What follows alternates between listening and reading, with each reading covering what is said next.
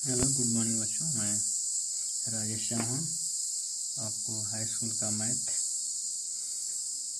प्रश्नावली 1.1 प्रोवाइड कराने जा रहा हूँ। इसको ध्यानपूर्वक पढ़ेंगे। देखिए, इसमें सिर्फ 1 से 11 क्वेश्चन दिए गए हैं जो अभाज्य गुणनखंड करना है। तो उसको किस प्रकार आप करेंगे उसको देखिए, सॉल्व कैसे करेंगे। भाग विधि से देखिए इसको सॉल्व किया जा सकता है। तो आप सबसे पहले 945 लिखा हुआ है, इसका गुणनखंड करने के लिए आप इस तरह से पाई खींच दीजिए। आप देखेंगे कि 945 में किस किस संख्या से भाग जा सकती है। तो लास्ट में 5 है, तो यह 2 से भाग नहीं जाएगी, तो हम इसको 3 से भाग कराते हैं। पहले 3 त्रिका के 9, 3 एकम 3 और 3 पाँचे 15 हो जाएगा। ठीक, अब पुनः फिर 3 से इसमें भाग कराते हैं। 3 दहा में 30 हो जाएगा, बचेगा 1, 3 पाँचे 15 हो जाएगा।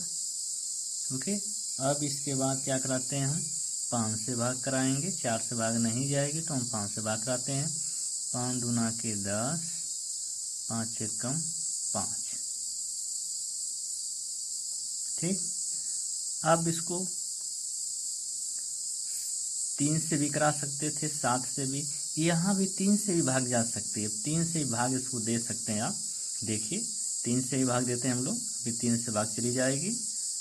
3 त्रिका के 9 हो जाएगा और 3 पाँचे 15 हो जाएगा। 3 से ही भाग करके देख लेते हैं हम लोग। तो 3 त्रिका के 9 हो जाएगा, बचेगा 1, 3 पाँचे 15। अब इसको क्या करेंगे, 5 से भाग कराएंगे। 5 सत्ते 35, पुनः 7 से भाग कराएंगे। 7 एकम 7। तो इस प्रकार 945 का अभाज्य गुणनखंड, अभाज्य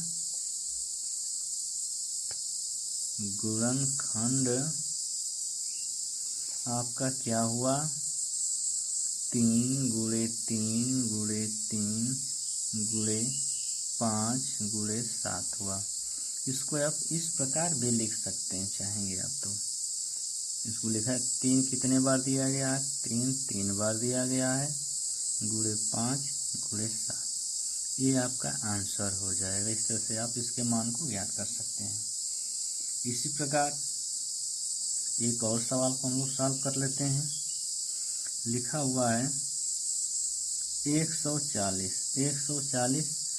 तो इस क्वेश्चन को सॉल्व करने के लिए सबसे पहले क्या करेंगे, सीधे से पाई खींच दीजिए। अब इसको देखेंगे 0 लगा हुआ, इसका मतलब कि 2 से भाग चली जाएगी।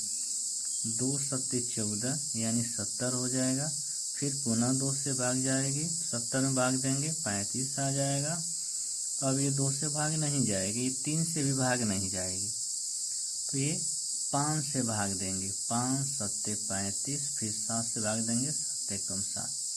तो इस प्रकार 140 का अभाज्य गुणनखंड क्या हुआ, 2 गुणे 2 गुणे 5 गुणे 7 हुआ। इसे भी आप लिख सकते हैं 2 की पावर 2 गुणे 5 गुणे 7 लिख सकते हैं। यह अभाज्य गुणनखंड इसके हुए। इसी क्रम में और एक कोई मान लिख लेते हैं हम लोग। 5005 का ही मान लिख लेते हैं। 5005 का अभाज्य गुणनखंड हम लोग कैसे करते हैं उसको भी देख लीजिए। यहाँ अब इस संख्या में आप देखेंगे तो सर्वप्रथम जो है, अब 5 से ही भाग दे सकते हैं। 5 एकम 5, ये 2 0 उतार दीजिए, 5 एकम 5 हो गया। अब इसके बाद आप हम लोग भाग देंगे तो 6 से देखते हैं, तो जो 3 और 2 और 3 से कटेगी वही 6 से कटेगी, तो हम लोग 6 से नहीं दे सकते हैं। अब हम लोग 7 से चेक करेंगे। तो 7 से यदि चेक करते हैं तो 7 एकम 7 हो जाएगा, बचेगा 3, 7 चौक 28 हो जाएगा, बचेगा 2, 7 त्रिक 21, 143 हो गया।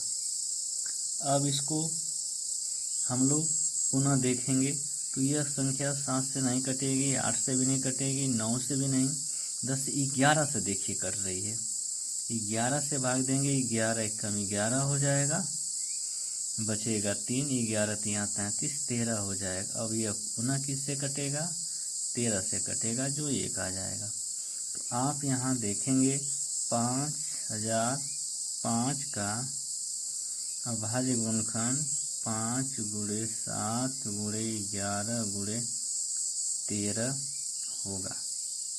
ये आपके आंसर हो जाएंगे। इसी प्रकार और मान आप क्या करेंगे, निकाल सकते हैं अभाज्य गुणनखंड विधि से। Thank you very much.